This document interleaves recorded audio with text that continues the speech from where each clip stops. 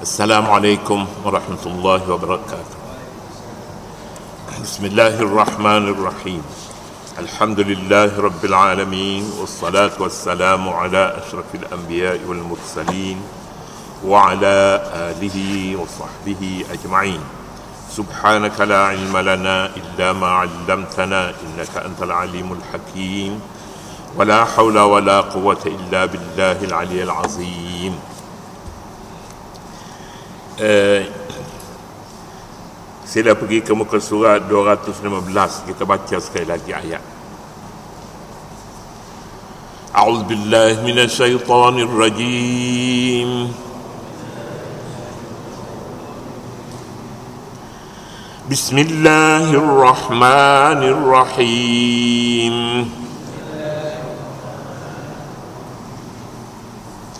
يا أيها الذين آمنوا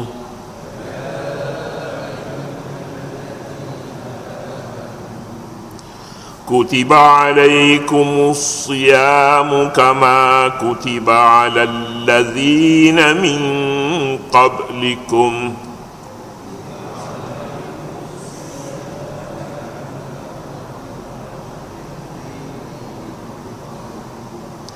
لعلكم تتقون أياما معدودات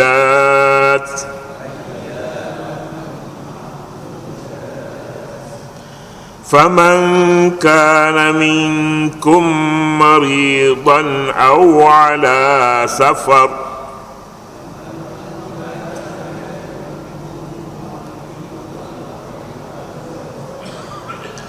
فعدة من أيام أخر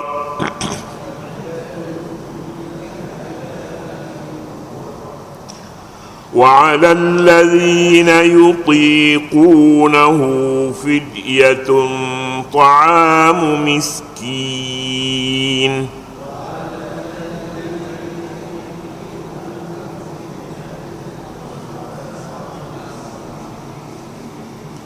فمن تطوع خيرا فهو خير له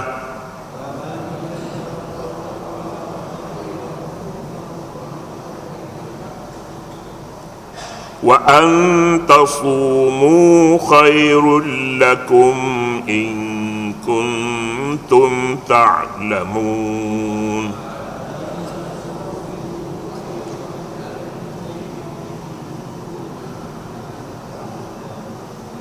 Sadaqallahul azim. Ayat jika kita baca secara tadabbur memberi kepada kita satu pengetahuan yang mungkin kita belum merasai betapa Al-Quranul Karim memberi kepada kita kemudahan dalam kemudahan begitu. Misalnya kalau kita perhatikan kepada ya ayyuhalladzina amanu, wahai orang yang beriman, ini namanya hiwar dialog. Seolah-olahnya di antara Allah, kita dengan Allah Subhanahu wa taala tiada sekatan. Dan memang pun tiada sekatan. Tiada, kita boleh ketuk pintu Tuhan ini dalam tempoh 24 jam, pukul berapa sekali, mana-mana waktu. Boleh.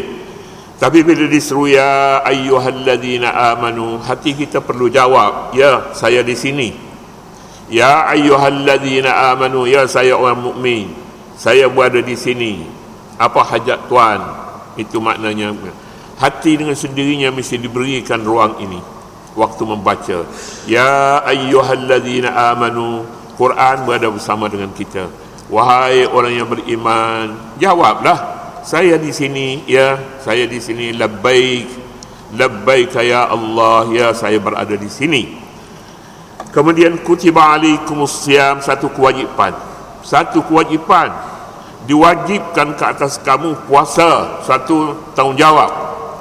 Kita bunyi puasa ni berat, mungkin kita terasa berat. Puasa pun tak cakap berapa hari lagi nya, tak cakap. Kemudian kutiba, diwajibkan ke atas kamu.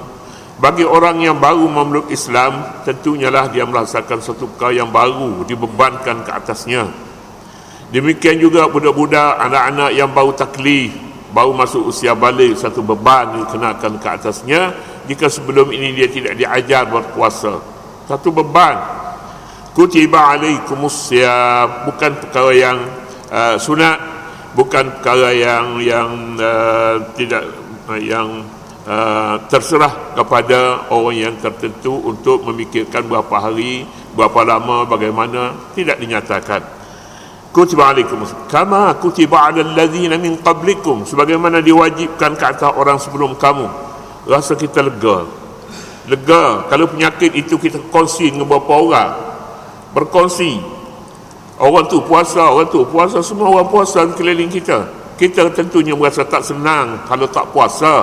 Ini dia. Ini satu perkara yang tersembunyi di sebaliknya. Kita rasa tak senang. Kita jumpa orang juga, mengapa orang puasa kita tak puasa? Sekurang-kurangnya kita kata kita puasa dah juga hari ni, walaupun nak makan juga, nak makan puasa depan orang. Mengapa nak puasa depan orang? Berpuasalah seperti mana orang ramai. Kama kutiba alal ladzina min qablikum, sejak Nabi Adam, Nabi Nuh, Nabi Hud, Nabi Daud, Nabi Sulaiman, Nabi sampai pada umat Nabi Muhammad, kita puasa. Malu Nabi kita malu orang lain, umat Nabi lain puasa baik-baik, elok-elok, tiba-tiba kamu tak puasa. Anak orang semuanya puasa, tapi kamu tak puasa. Budak tu umur 5 tahun dah puasa sebulan penuh, 4 tahun pun puasa. Kamu dah umur 12 tahun tak mau puasa lagi. Kan terbetik pada hati kita, terbetik dalam hati satu perasaan malu, satu perasaan ringan, seolah-olahnya tawaran yang diberi kepada bulan Ramadan ini tawaran yang tak pernah ditawar kepada manusia. Tentunya lah kita berebut-rebut pergi kepada pasar yang membuat tawaran yang begini rupa.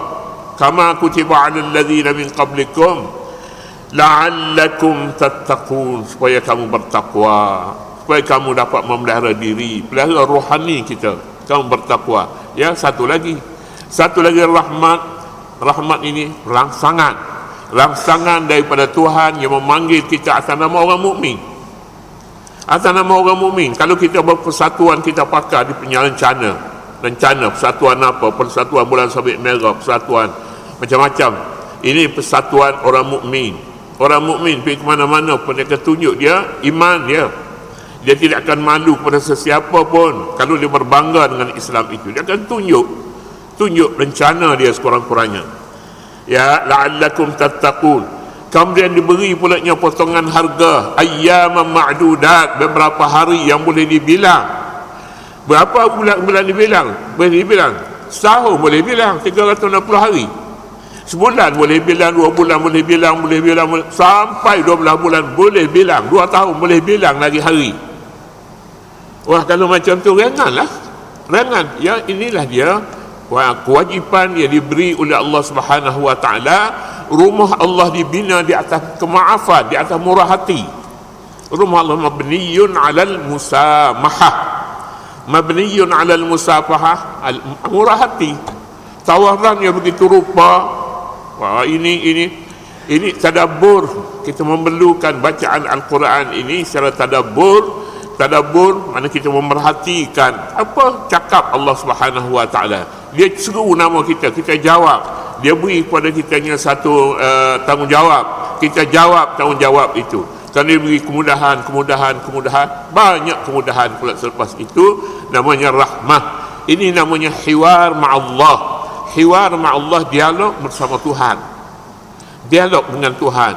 Dalam Al-Quran tak ada satu ayat pun dia tidak kemukakan kepada kita tidak dalam bentuk hiwar, tidak dalam bentuk dialog. Dia semua dalam bentuk dialog. Dialog antara Allah dengan manusia, antara Allah dengan Nabi, antara Allah dengan umatnya, antara malaikat dengan Allah. Ini semuanya hiwar. Pengajaran menerusi hiwar, seolah-olahnya kalau kita pergi belajar masuk dalam kelas, guru sentiasa menyebut nama kita. Guru menyebut, ini hiwar. Dia suruh kalau ada satu soalan, dia tunjuk kepada kita supaya jawab. Tentunya lah pendidikan yang seumpama ini memberi satu keistimewaan kepada pelajar. Kita selalu guru sentiasa menyebut namanya. Tapi kalau guru tak sebut namanya, maknanya dia tidak boleh bangga. Ada sebab-sebab yang tertentu. Sebab dia tak bijak, sebab dia malas, sebab dia tak bawa buku, sebab dia duduk di belakang sekali. Guru takkan panggil namanya. Tapi guru akan panggil namanya ketika kalau dia berada dalam kelas itu, dalam barisan pertama, 2, 3 misalnya, itu dekat dengan guru. Guru masuk, dia beri penghormatan yang pertama sekali. Itulah penting sebenarnya ketua kelas. Kalau anak kita jadi ketua kelas, tanda bahawa dia mempunyai satu keistimewaan yang sangat besar. Jadi kalau begitu di sini ayyaman ma'dudat, berapa? Tak cakap. Dia akan cakap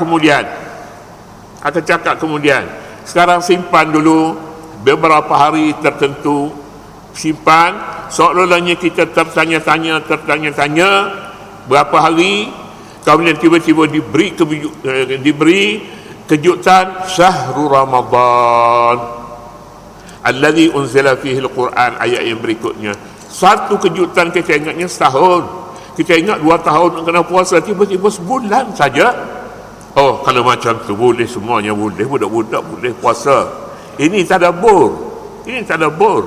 Jadi jika kita ingin belajar tadabbur ni bagaimana untuk beri tadabbur, maknanya tidak balas kita selepas daripada kita membaca tu, apa perasaan yang baru masuk ke dalam benak kita selepas daripada membaca Al-Quran. Kita akan seronok berada dalam dialog ini. Kita akan seronok. Jadi seronoknya kita bila berdialog dengan Tuhan, Tuhan panggil nama kita atas nama orang mukmin, ya ayyuhallazina amanu, satu demi satu. Setiap perkataan itu sebenarnya mempunyai erti. Kalau kita mengerti nahwu misalnya, lebih baik lagi nahwu Arab. Ayyaman ma'dudat, beberapa hari boleh dibilang dalam bahasa Arab.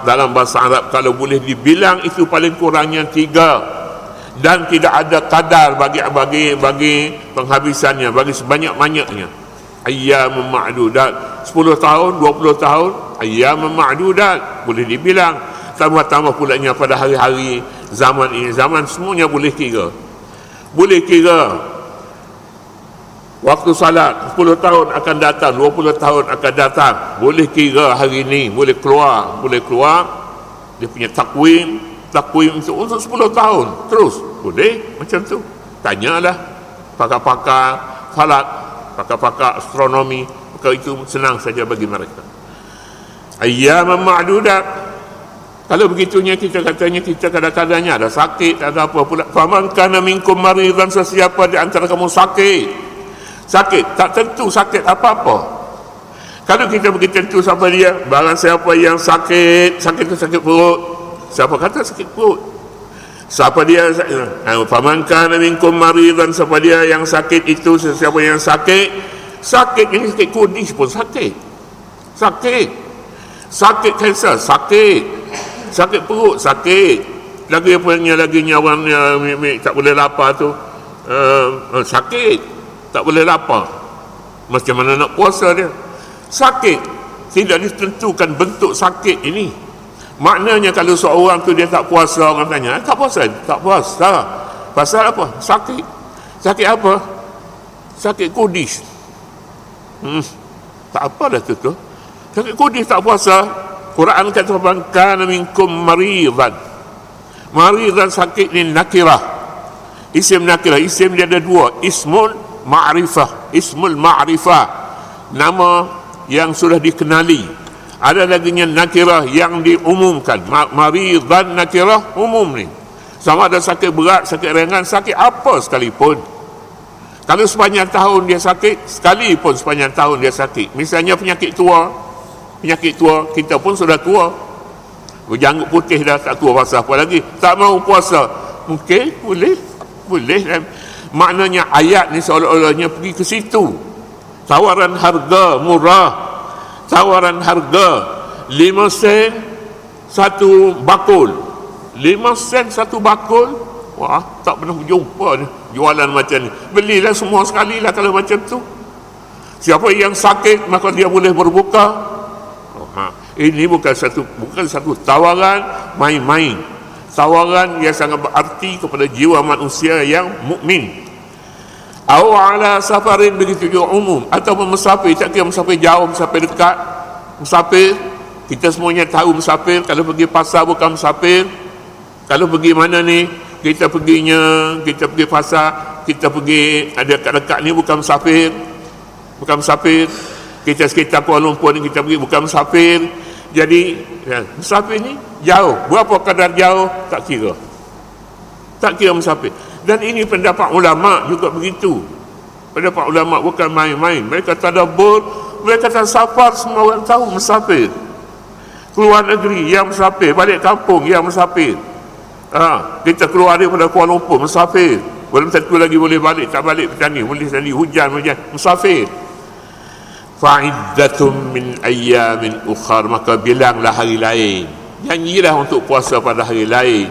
Puasa lepas bulan Ramadan pun boleh, kemudian 2 bulan Ramadan, 3 bulan, 4 bulan, bila-bila saja boleh. Fa'iddatum min ayyamin ukhar, janjinya puasa. Wa 'alal ladzina yutiqunahu fidyatun, di atas orang-orang yang mampu berpuasa tapi dia tak puasa juga. Dia mampu puasa tapi hari ni disebabkan malas nak puasa, tak sahur semalam. Yutiqunahu, tapi tak puasa. Fidyatun, bayar fidyah. Bayar fidyah ta'amu miskin, beri makan satu orang miskin. Tak perlu 2 orang, tak ada, seorang saja. Makan, ulama kata makanan mengenyangkan. Ayat tidak kata makanan mengenyangkan. Beri makan kepada satu orang miskin. Orang miskin tu siapa tak kira, orang tua ke orang muda ke kanak-kanak ke apa, ta'amu miskin. Beri berapa, tak tentu berapa kadar, tak tentu juga orang, tak tentu juga masa, tak tentu. Ta'amu miskin. Hukum nyatakan pulaknya RM2.50. RM2.50 kalau nak pergi bayar di PPZ berapa, saya ingatnya RM2.50 je. RM2.50 murahnya. Yalah, murah lah. Tapi kalau awak nak bagi kepada ni, nak bayar fidyah ni, nasi Arab mau RM50. Nasi Arab dah, jus dia dah berapa RM10.